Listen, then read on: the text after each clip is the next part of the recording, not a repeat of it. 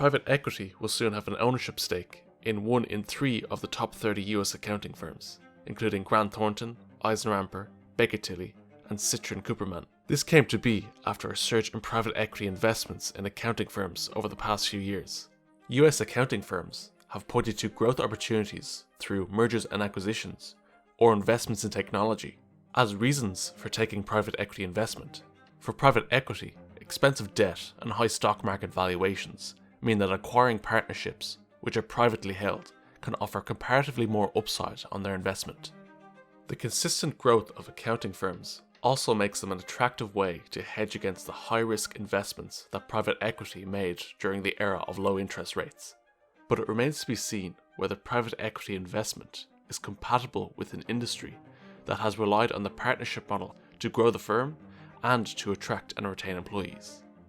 EisnerAmper is ranked the 17th biggest accounting firm in the US by revenue. Prior to receiving investment from the private equity firm Towerbrook in 2021, EisnerAmper did approximately 1 M&A transaction a year. In the period from 2022 to 2025, the firm did 11 M&A transactions. This works out to 3.66 transactions a year, or a 266% increase in transactions. The firm had net revenues of $456 million in 2021, and after private equity investment, net revenues grew to $848 million in 2023.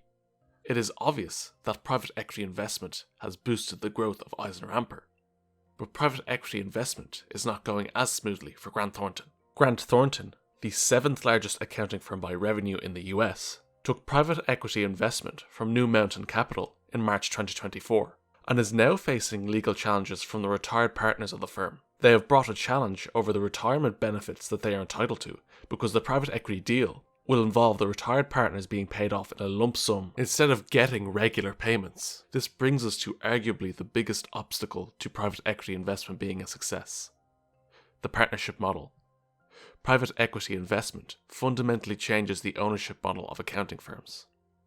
Normally, the ownership of accounting firms consists of the firm being completely owned by the equity partners, who get a cut of the firm's profits. Private equity investment means that the profits to be distributed to equity partners are reduced, and so being an equity partner is no longer as lucrative as it once was. A key aspect of the informal incentive structure of professional services firms, such as accounting firms, is that if an employee is good at their job, they could one day become a partner in the firm and share in the profits.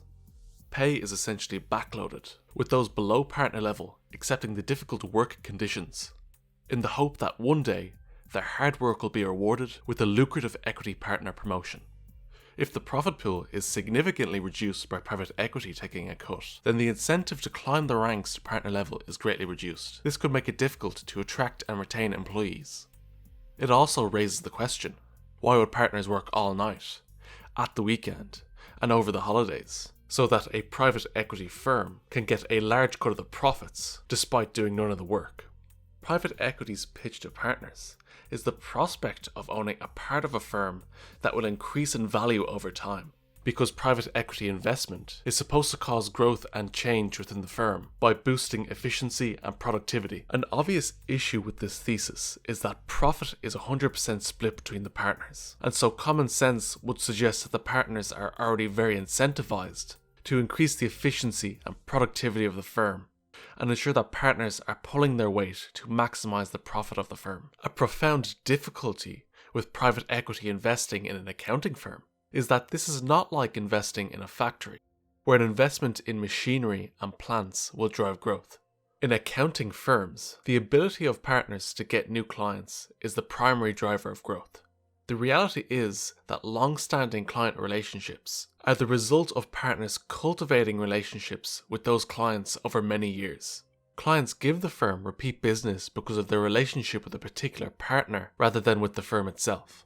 So this raises the question of what will happen if partners leave and take clients and possibly staff with them after private equity invests. A lock-in period, preventing partners from leaving for a certain amount of time, is a temporary solution to the possibility that the business can essentially walk out the door. FTI Consulting, a US business advisory firm, faced this possibility when it fired Jonathan Orzag, who was one of the firm's top economic consultants. Orzag then set up his own firm, taking senior employees with him. In its financial results, FTI forecasted weaker than expected profit for 2025, partly blaming this on defections of FTI staff to Orzag's firm. On the other hand, it's also arguable that the partnership model is exactly why private equity investment is needed. Across the accounting industry, there is a severe lack of new talent entering the profession.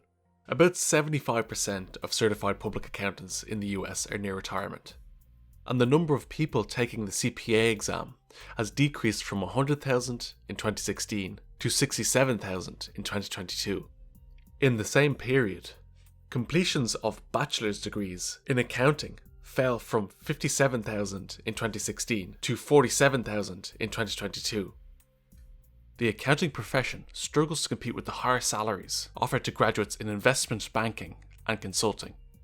Graduates are also often discouraged by the long road to becoming a vested partner, which is a partner that can share in the profits of the firm, and are not attracted to the mundane day-to-day work of junior accountants. Investing in technology is one way to free people up from mundane work and allow them to focus on more interesting work, but investing in technology is expensive, and it is paid for using the pool of profit which partners draw from. This brings us to what we will call the partner profit issue. Partners, especially those nearing retirement, will be hesitant to invest in technology if it significantly impacts how much money they will take home. Private equity investment means that these partners will either get fully or partially bought out, which addresses the partner profit issue. Baker Tilly, the 10th largest accounting firm by revenue in the US, took private equity investment from Hellman & Friedman and Villiers Capital Partners in February 2024. To address the partner profit issue, Baker Tilly is using some of the cash from this investment to pay off retired partners and also existing partners who have accrued retirement benefits. This will allow Baker Tilly to invest in technology, which will in theory make accounting work more interesting and appealing to graduates. The firm is also changing their partnership model to attract younger staff.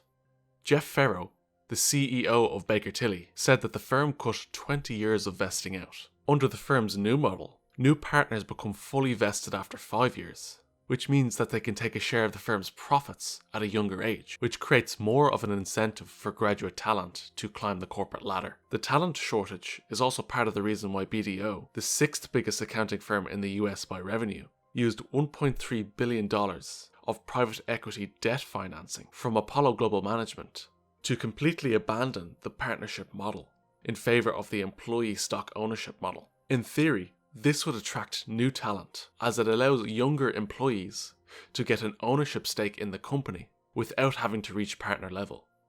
Private equity investment could revolutionize the US accounting industry and help attract fresh talent to the profession.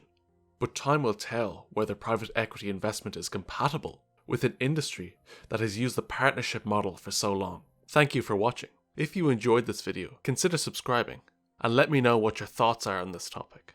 I create videos on all things business, and I have interesting videos in the works.